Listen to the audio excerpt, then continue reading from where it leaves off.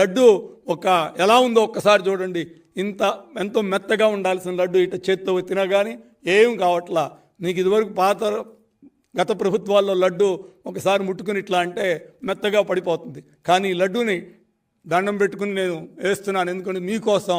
ఒక్కసారి ఇక్కడి నుంచి సిర్రే కింద పడేసినా కానీ లడ్డు ఎటువంటిది జరగదు. చూడండి, ఇలాగే ఉంది, ఇంత గట్టిగా ఉంది ఈ లడ్డు. అంటే ఇది క్రికెట్ బాలా లేకపోతే లడ్డా అని నేను మిమ్మల్ని అడుగుతున్నా. మా ప్రభుత్వంలో వచ్చే ఈ లడ్డును కూడా ఒక్కసారి, ఇప్పుడు జరుగుతున్న లడ్డును కూడా ఒక్కసారి మీకు నేను చూపెడుతున్నా.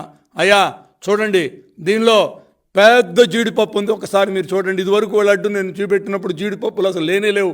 ఎక్కడో జీడిపప్పు ఉంది, ఎక్కడో జీడిపప్పు ఉంది, ఎక్కడో జీడిపప్పు ఉంది, ఇక్కడ ఒక కిస్మిస్ ఉంది, ఈ పైన యాలకులు ఉంది, ఇదొక జీడిపప్పు ఉంది, ఇక్కడ ఒక యాలకు ఉంది, ఇక్కడ ఒక యాలకు ఉంది, ఇక్కడో జీడిపప్పు ఉంది, ఇక్కడో జీడిపప్పు ఉంది. అంటే ఈ చిన్న లడ్డూలోనే లాస్ట్ మీకు నేను చూపెట్టినప్పుడు ఒక్క జీడిపప్పు కూడా కనపడలేదు. అది ఆ వీడియోలో మీకు నేను చూపెట్టాను.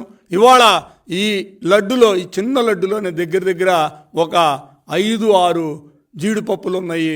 5-6 పైకి కనపడే విధంగా 5-6 జీడిపప్పులు ఉన్నాయి, కిస్మిస్లు ఉన్నాయి, యాలకులు ఉన్నాయి. నాణ్యమైన లడ్డుగా ఇది పట్టుకోగానే మనకు ఒక మెత్తగా తగులుతోంది.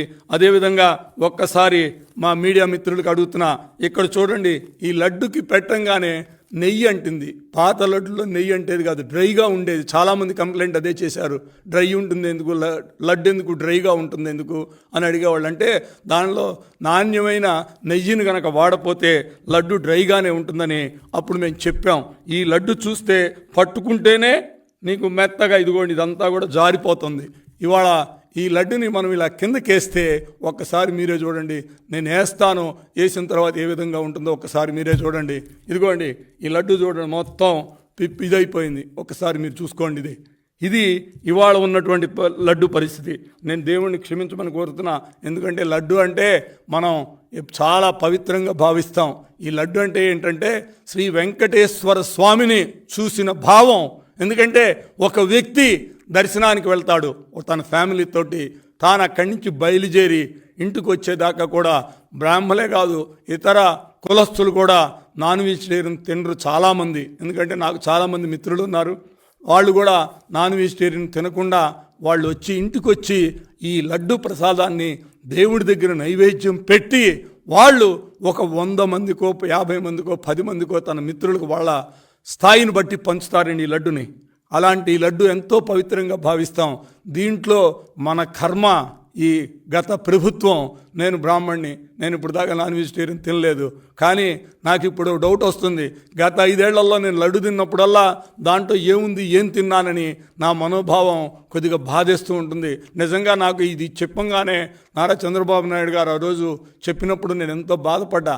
నిజంగా ఏంటి, మనం ఇంత పవిత్రంగా, మనం ఇంత జాగ్రత్తగా ఉంటుంటే, ఇలాంటి సొసైటీలో కూడా మనం ఉంటున్నప్పుడు ఎక్కడ జరగకుండా జాగ్రత్త పడతాం. నేను అమెరికాలో 20 ఏళ్ళు ఉన్నాను, అక్కడ కూడా చాలా జాగ్రత్తగా ఉండేవాడిని. ఎందుకంటే వెజిటేరియన్, నాన్ వెజిటేరియన్ ఎలా ఉంటుంది, నాన్ వెజిటేరియన్ తినకుండా ఏ విధంగా ఉండాలని ఎంతో తెలివిగా ప్లాన్ చేసుకుంటూ ఉండేవాళ్ళం. అలాంటిది గత ప్రభుత్వంలో నీకు 5 ఏళ్ళు నేనంటే కొద్దిగా మోడరేట్ బ్రాహ్మణ్గా నేను భావిస్తాను, కానీ నిజంగా డైలీ పూజలు చేసుకుని ఎంతో పవిత్రంగా ఉండే బ్రాహ్మణుల పరిస్థితి ఒక్కసారి ఏ విధంగా ఉందో ఒకసారి మీరు ఆలోచన చేయాలి.